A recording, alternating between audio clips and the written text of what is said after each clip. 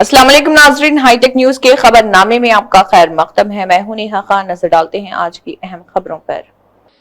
संगारेड्डी जिले जहीराबाद में police department की तरफ से international anti drug day programme के मौके पर लाइफस्टाइल कॉम्प्लेक्स से बागा रेड्डी स्टेडियम तक रैली निकाली गई और से no to drugs save life students ने स्लोगन्स लगाए।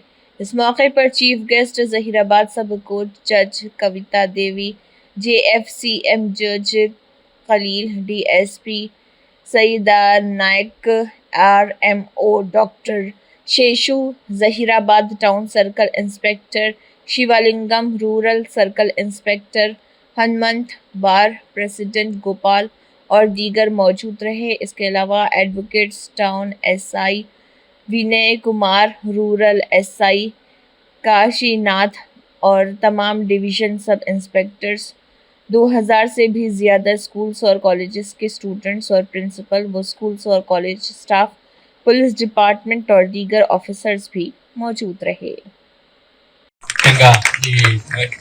అబ్యూస్ గురించి అవేర్నెస్ గురించి పెద్ద ర్యాలీ పెట్టి అందరికీ అవేర్నెస్ చేయించడం నా తరపు నుంచి మన సొసైటీ తరపు నుంచి పోలీస్ డిపార్ట్మెంట్కి అభినందనలు.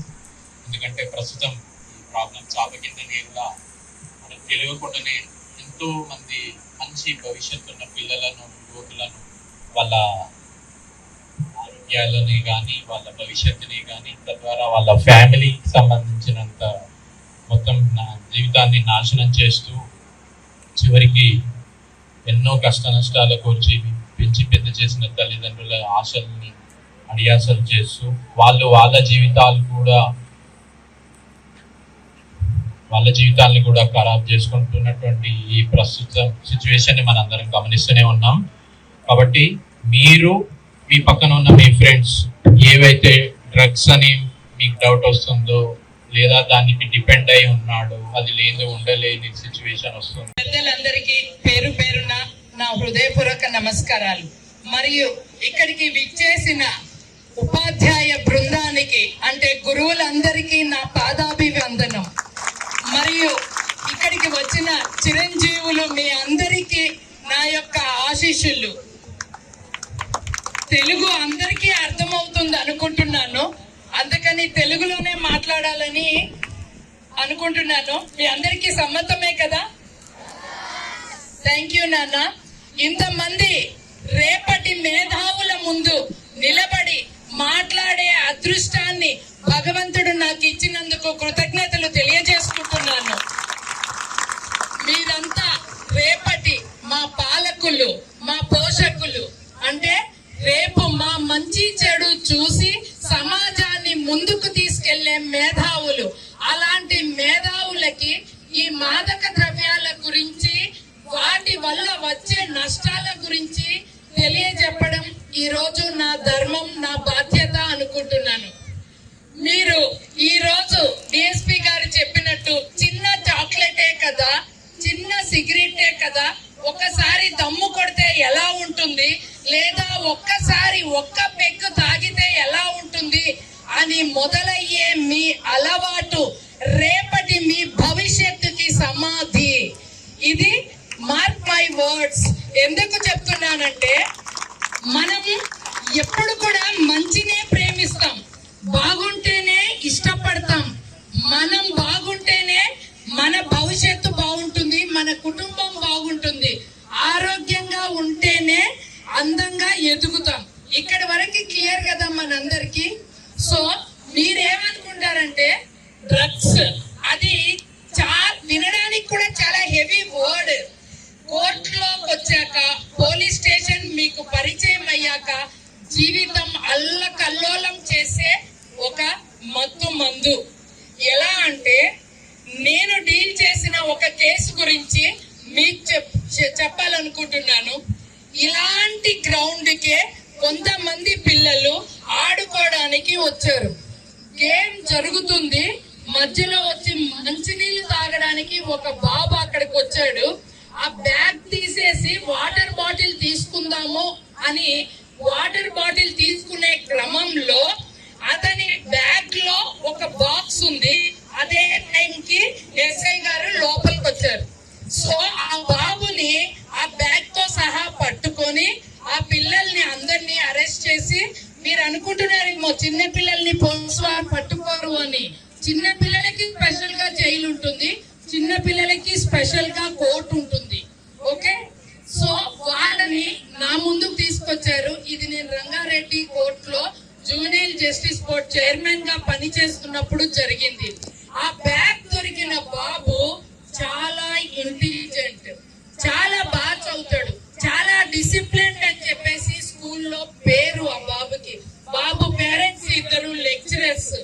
సో ఇలాంటి అబ్బాయి బ్యాగ్ లో డ్రగ్స్ దొరకడం అనేది చాలా సెన్సిటివ్ కేసు కూడా అయింది అది.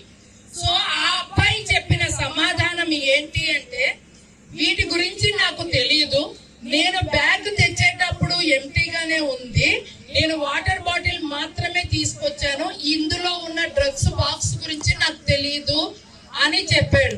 కానీ అది రుజువు చేసుకునే క్రమంలో అతను ఎంత స్ట్రగుల్ అయ్యాడంటే, అతను నేరస్తుడు కాదు అని తెలుసుకొని బయటికి రావడానికి ఒక 6 నెలలు పట్టింది.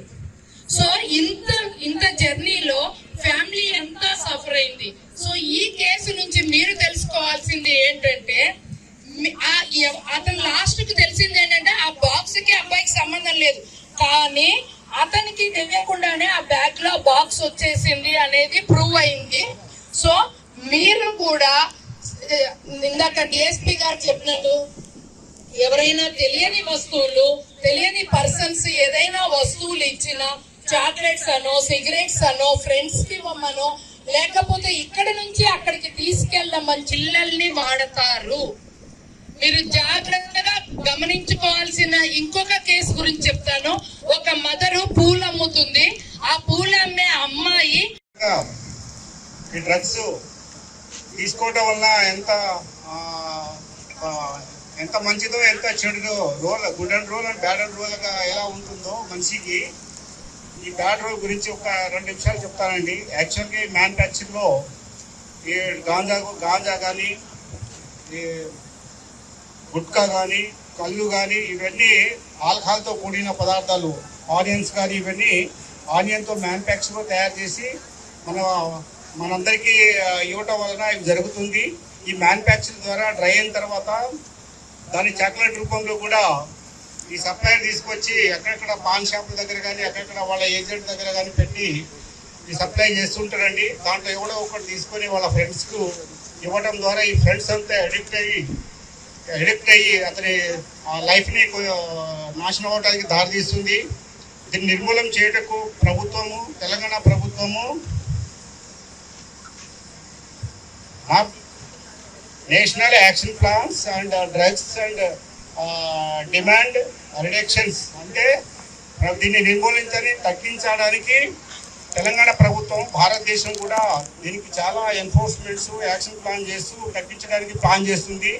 దీనికి మన సంగారెడ్డి జిల్లా ఎస్పీ గారు పారితోష్ పంకజ్ గారి ఆదేశాల మేరకు ఈ 21 నుంచి 26 వరకు ఈ 1 వీక్ ప్రోగ్రామ్ చేస్తున్నామండి.